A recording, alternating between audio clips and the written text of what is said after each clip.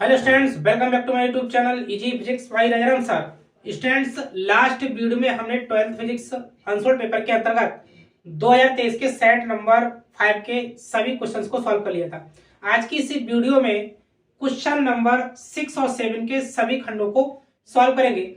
Students, अगर आप channel पर नए हैं तो चैनल को सब्सक्राइब कीजिए तथा बेल आइकन को प्रेस कर लीजिए। स्टूडेंट्स, स्टार्ट करते हैं आज की वीडियो। क्वेश्चन नंबर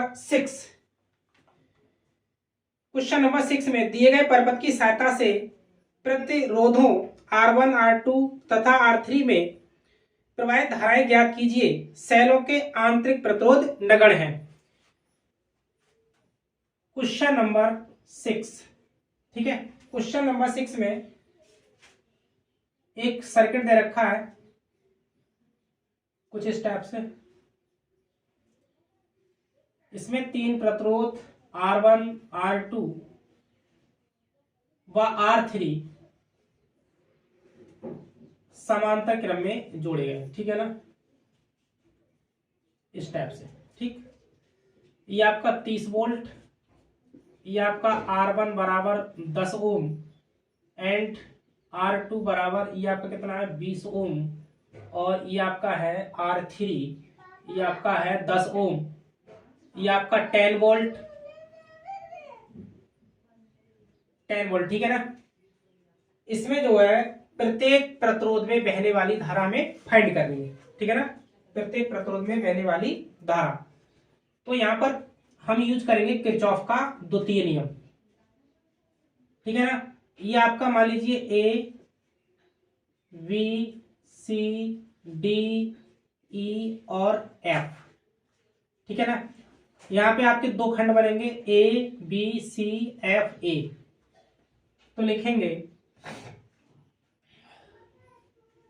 बंद पास, ये मान लेते हैं पहले, एक मिनट, यहां मान लेते हैं कि यहां पर जो है ये 10 वोल्ट, ये आपका कितना है 10 वोल्ट, और मान लीजिए यहां से धारा निकल रही है वो क्या है I1, है ना। यहां से I1 धारा, और ये जो आपका 30 वोल्ट की बैटरी लगी हुई है इसमें क्या है, ये यहां से धारा निकल रही वो क्या है I2 है, ठीक है ना। यहां से I2 धारा और यहां से I1 धारा, तो R3 में जो धारा जाएगी वो क्या होगी I1 प्लस I2, ठीक है ना, I1 प्लस I2। और यहाँ पर धारा आपकी कितनी हो जाएगी I1, और यहाँ पे जो धारा हो जाएगी वो क्या हो जाएगी I2, ठीक। तो R1 में बहने वाली धारा I2 होगी एंड R2 में बहने वाली धारा I1 प्लस I2 होगी। ये आपका प्लस और ये क्या है माइनस है, ये प्लस है और ये माइनस है, ठीक है। तो बंद पास कौन सा A B C F A में किरचॉफ के द्वितीय नियम से, किरचॉफ का द्वितीय नियम, ठीक है। R3 और ये क्या है I1, ठीक है, 10 ओम का प्रतिरोध है और उसमें बहने वाली धारा क्या है I1, तो संगत प्रतिरोध और उसमें बहने वाली धारा का गुणनफल 10 I1, और धारा की दिशा की प्लस से माइनस की ओर है ना, तो ये धारा की दिशा कुछ यूं ले लेंगे इस टाइप से 10 I1, और यहाँ पर जो बहने वाली धारा R2 में है वो I1 प्लस क्या है I2, तो प्लस का हो जाएगा आपका कितने ओम का 20 ओम, तो 20 ओम में धारा आपकी हो जाएगी I1 प्लस I2 बराबर इस बंद खंड में, इस बंद पास में कोई भी आपका विद्युत बल है तो वो क्या है 10 वोल्ट। तो आपका ये हो जाएगा आपका 10 वोल्ट, चूंकि हम माइनस से प्लस की ओर है ना, ऋण टर्मिनल से धन टर्मिनल की ओर, तो आपका क्या लिया जाएगा धनात्मक, है ना।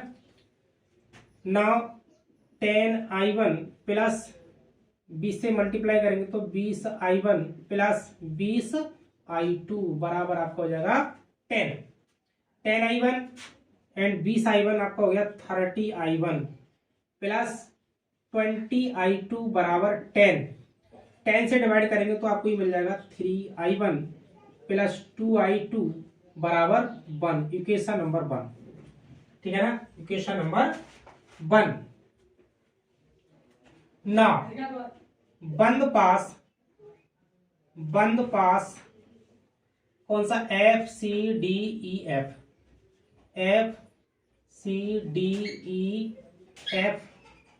में, ठीक है।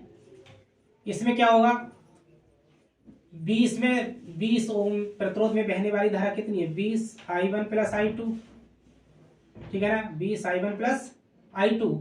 और यहां से कुछ धारा की दिशा यूं लेंगे तो यहां पर आपको क्या मिलेगा, है ना, यहां से, सॉरी, इस टाइप से धारा की दिशा है ना, प्लस से माइनस की ओर।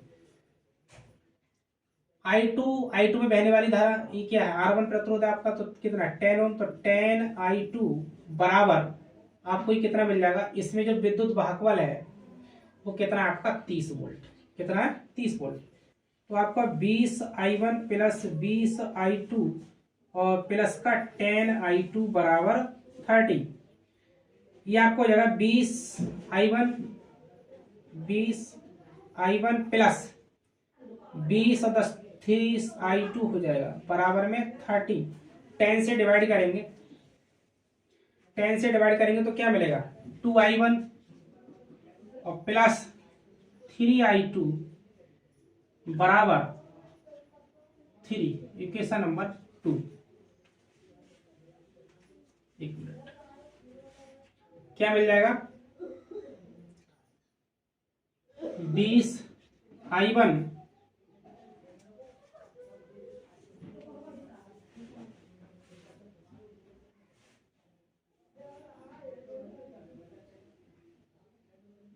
2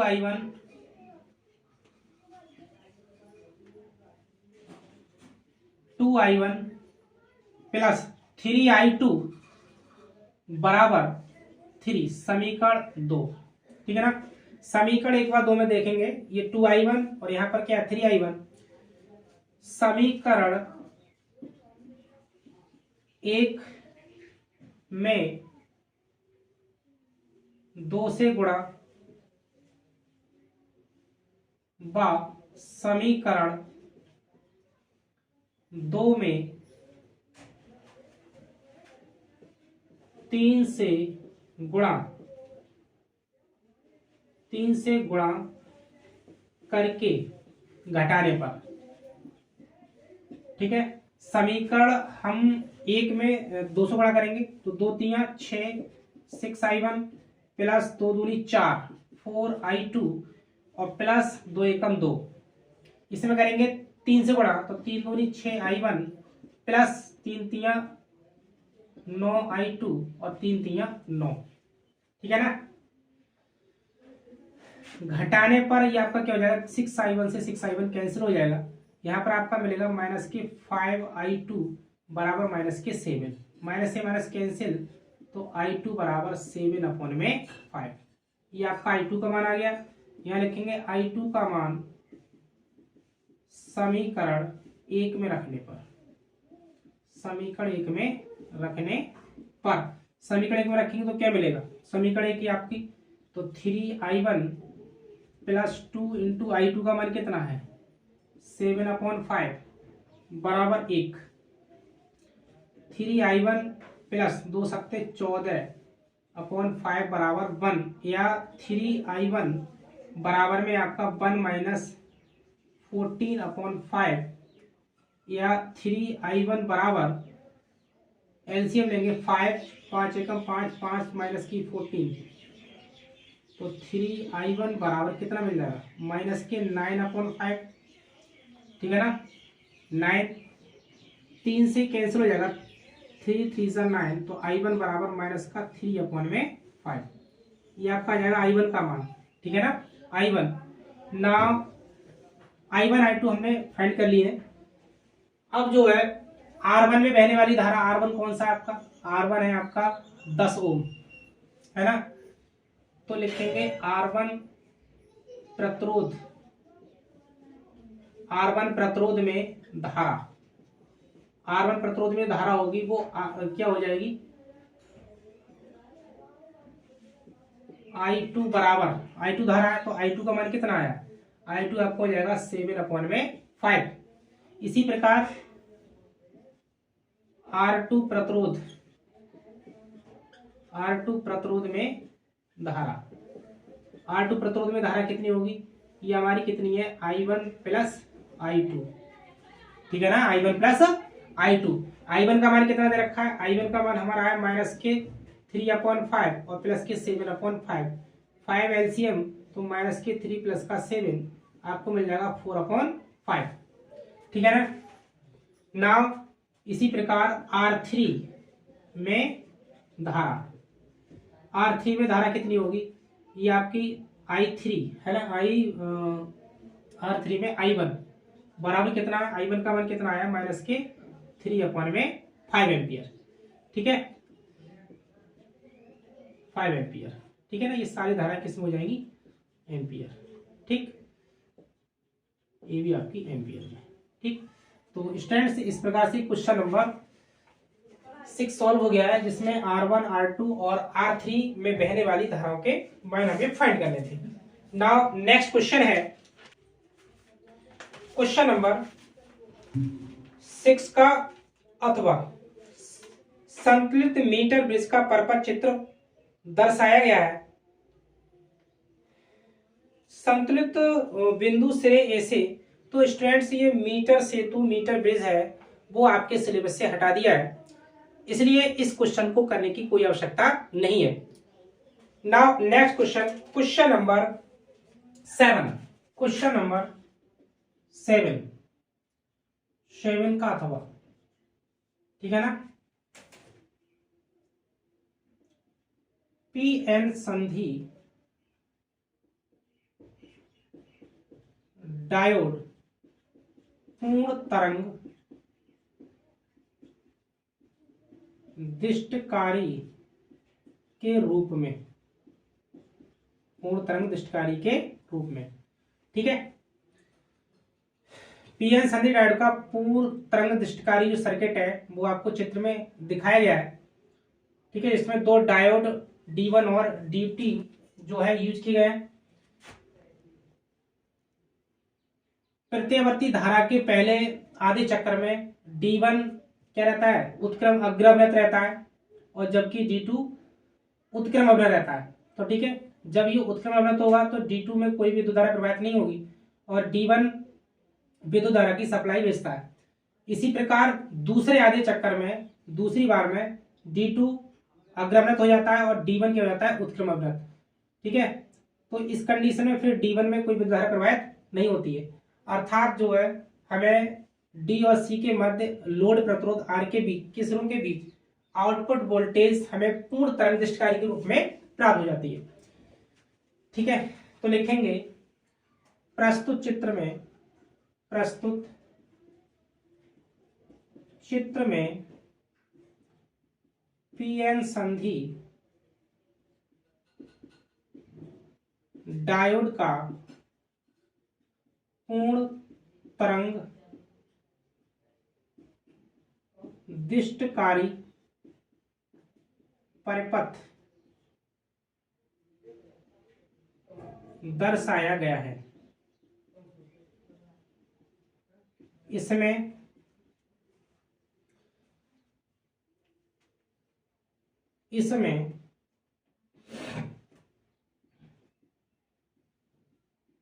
दो संधि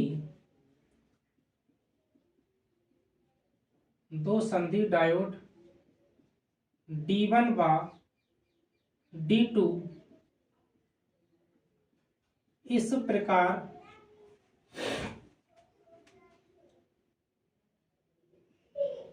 जोड़े जाते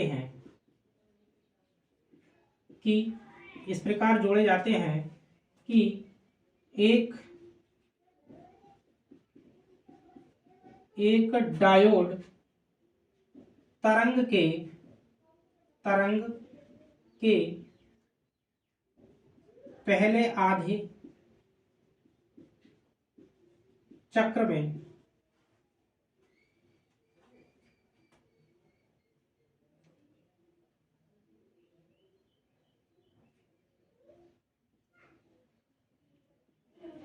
दृष्टिकरण करता है जबकि दूसरा डायोड तरंग के दूसरे आधे चक्र में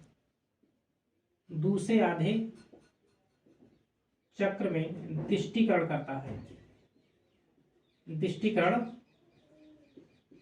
करता है, ठीक है, दूसरे आधे चक्र में दिष्टिकरण करता है। जिस प्रत्यावर्ती वोल्टेज का दिष्टिकरण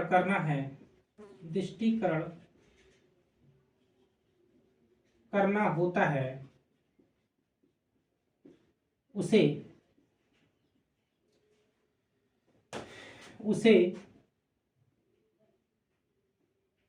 प्राथमिक कुंडली के सिरों से जोड़ देते हैं,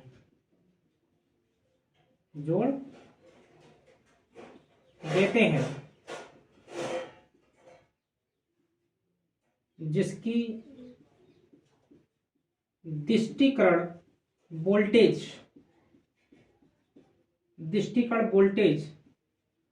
लोड प्रतिरोध RL के सिरों पर प्राप्त होती है। ठीक है, कार्य विधि हेडिंग बनाएंगे, कार्य विधि, वर्किंग। ठीक है, वर्किंग कैसा होगा?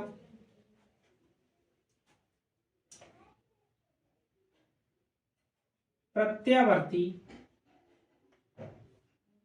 वोल्टेज के पहले आधे चक्र में डायोड D1 अग्र अभिनत रहता है, जबकि डायोड D2 उत्क्रम अभिनत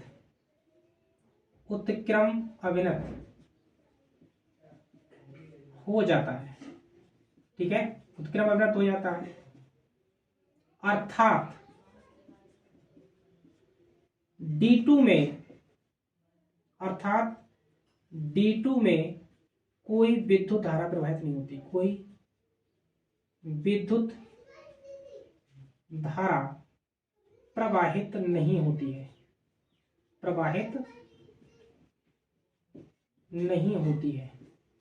इसी प्रकार प्रत्यावर्ती वोल्टेज के दूसरे आधे चक्र में D1 उत्क्रम अभिनत तथा D2 अग्र अभिनत हो जाता है। अतः D1 में कोई धारा प्रवाहित नहीं होती।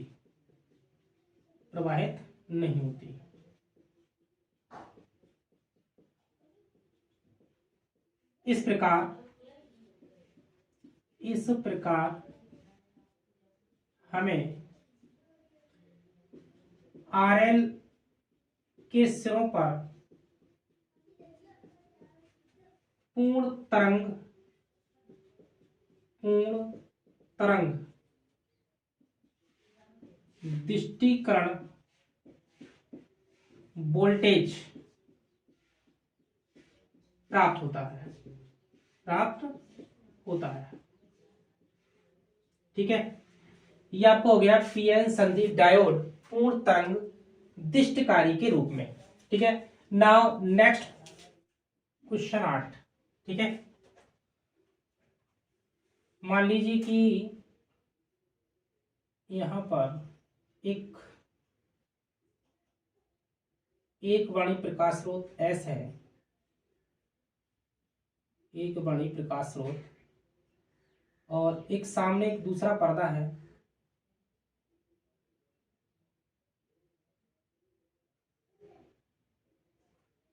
सॉरी, एक छिद्र है जिसकी जो चौड़ाई है वो स्मॉल क्या है, स्मॉल डी। ठीक है ना, स्मॉल डी है। यहां से डी दूरी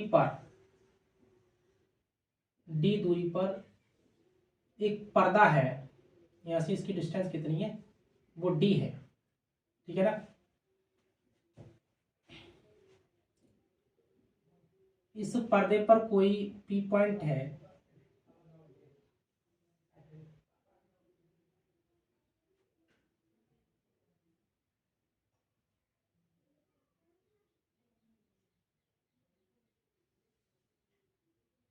यहां से एक लंब डालेंगे इस टाइप से, ये आपका सी पॉइंट ओ और ये पी पॉइंट, मान लीजिए आपका ये आपका हो जाएगा S2 और ये आपका S1, ये आपका ए पॉइंट। यहाँ पर एंगल कोई थीटा है तो ये भी आपका एंगल क्या बन जाएगा, थीटा, है ना। ये भी एंगल आपका यहाँ से बन जाएगा, ये थीटा एंगल है, ये एंगल आपका क्या हो जाएगा, थीटा। ठीक है ना, और यहाँ से ओ से कोई पी है तो यहाँ से ये डिस्टेंस कितनी आपकी XM है। ठीक है, ये आपका क्या है, एक वर्णी प्रकाश स्रोत, एक वर्णी प्रकाश स्रोत।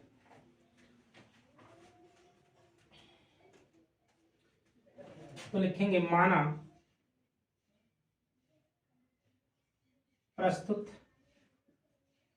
चित्र में S एक वर्णी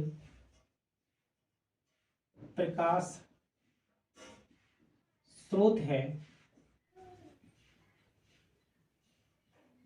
दूसरे पर्दे पर दो छिद्र S1 व S2 पर तरंगिकाएं समान कला में पहुंचती हैं, समान कला में पहुंचती हैं। ठीक है, ठीक है, एस से निकलने वाली जो तरंग प्रकाश स्रोत से तरंगिकाएं हैं वो S1 और S2 पर समान कला में पहुंचती हैं, जहां ये द्वितीयक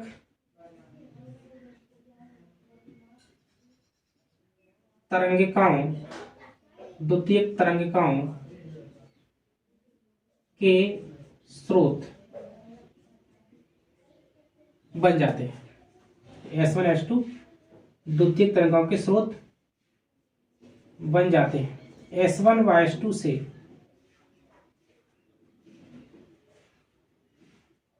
निकलने वाली द्वितीयक तरंगिकाएं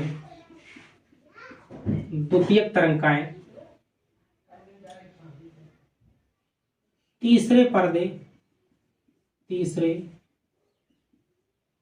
पर्दे पर स्थित बिंदु P पर व्यतिकरण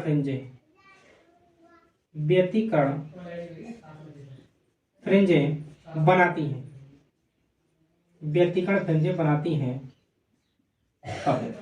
ठीक है ना, मान लीजिए कि बिंदु O पर, माना बिंदु O पर केंद्रीय फ्रिंज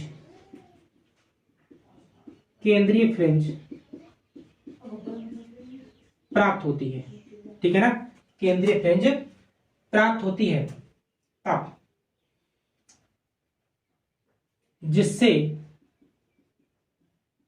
xm दूरी पर कोई बिंदु P है, तब क्या होगा, ठीक है, तब त्रिभुज CPO तथा त्रिभुज S1 S2A समरूप होंगे, है ना, समरूप होंगे। ये त्रिभुज समरूप है तब आपका OP बटे CP बराबर S2A upon S1 S2।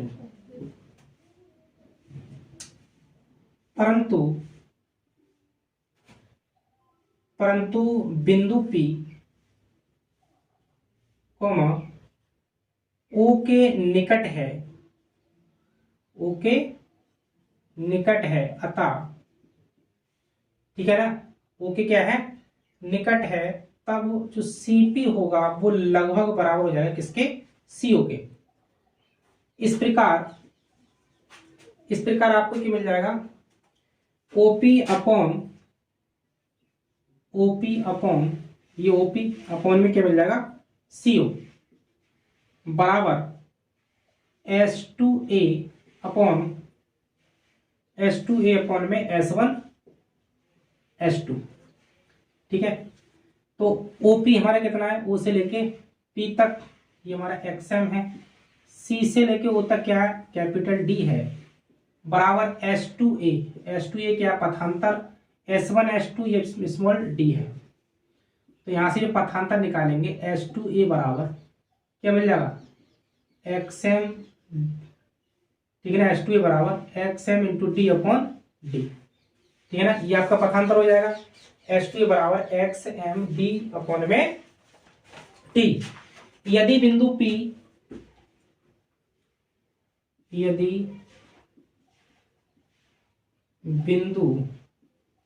P पर mवें क्रम की अदीप्त फ्रिंज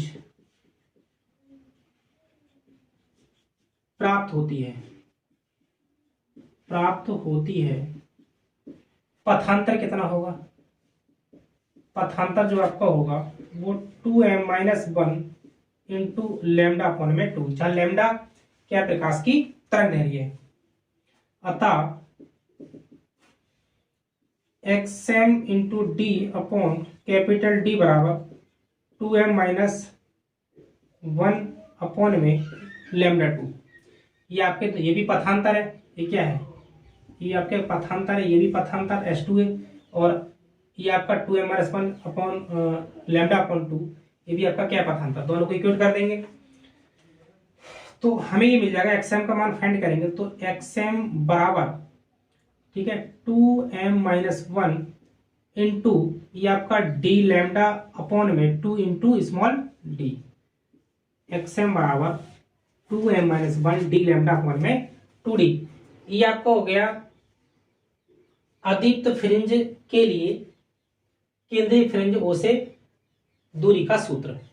तो स्टूडेंट्स, आज की वीडियो को यही समाप्त करते हैं, मिलते हैं नेक्स्ट वीडियो में सेट नंबर 6 के शेष क्वेश्चंस को सॉल्व करेंगे। Thank you so much for watching this video.